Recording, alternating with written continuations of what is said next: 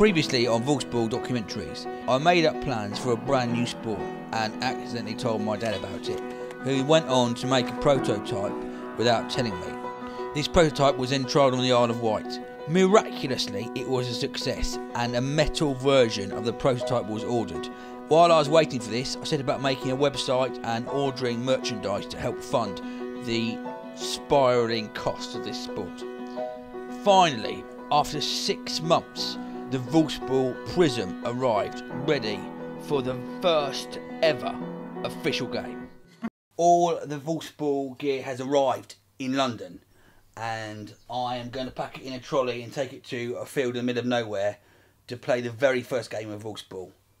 I'm pretty nervous because over 1 million things could go wrong. Fingers crossed it will be a success.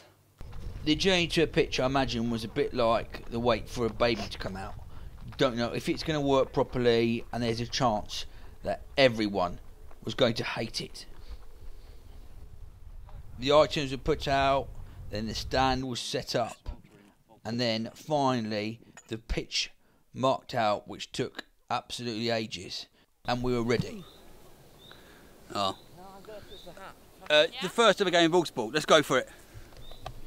I'm going to lose the headband. And here it is, the start to the very first game.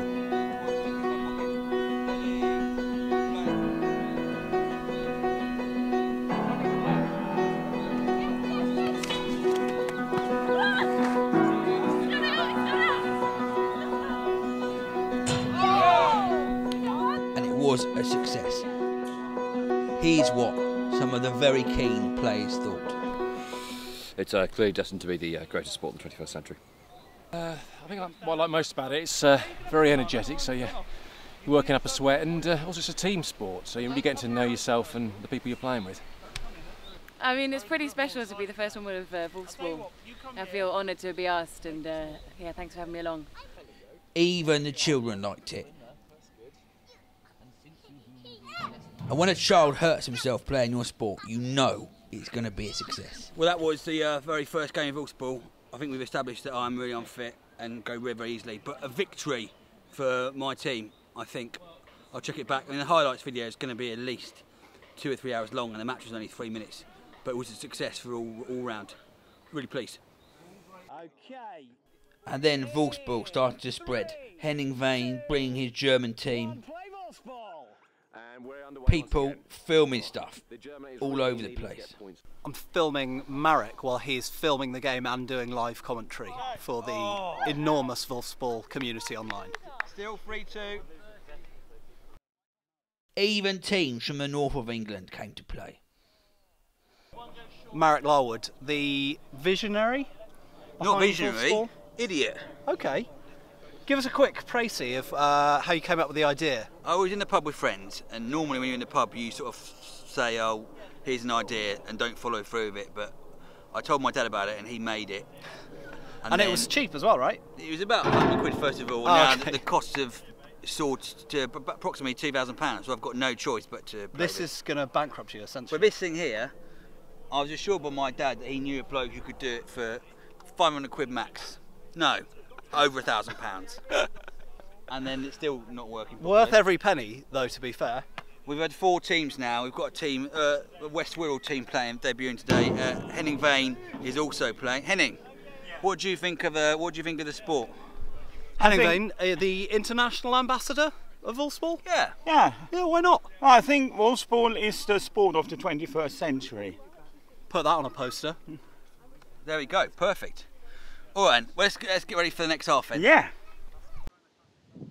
Volfsball proved to be an ageless game, one of the greatest players of the season being 60-year-old Matthew Marsh. And still more teams came. Actors, ultimate frisbee players. Volfsball! Not even straight! And by the end of the year, Volfsball had even spread to the north of England with the Golden Volf, the Northern Volfsball Cup. Meanwhile, I was buying more merchandise, which definitely wasn't selling as well as I thought, and getting my slave stroke dad to develop the sport for the next phase. So it's December 2015 and I'm on the Isle of Wight with the Chief Volfsball Engineer, Alan Arwood, and he's going to take us through the next exciting phase of Volfsball, which is the prototype for the second prism, which is going to make Volfsball accessible to millions of people who have not got £1,000 to spend on the initial prism. So please take it away, Dad. Alan. Well, what we're trying to do is to see if we can get a lower cost of manufacture for small quantities of production. So I'm looking to make the next prism out of fiberglass coated polystyrene, and to do it as cheaply as I can. But it should be lightweight. It should spin well, but we're just doing this little model first of all to check the practicality of it. If that works, we'll make a full-size model. Okay. And try it out. Alright, thanks very much for your hard work. You're welcome. Bye. And so, 2016 will hopefully bring the first ever Volfsball World Championships.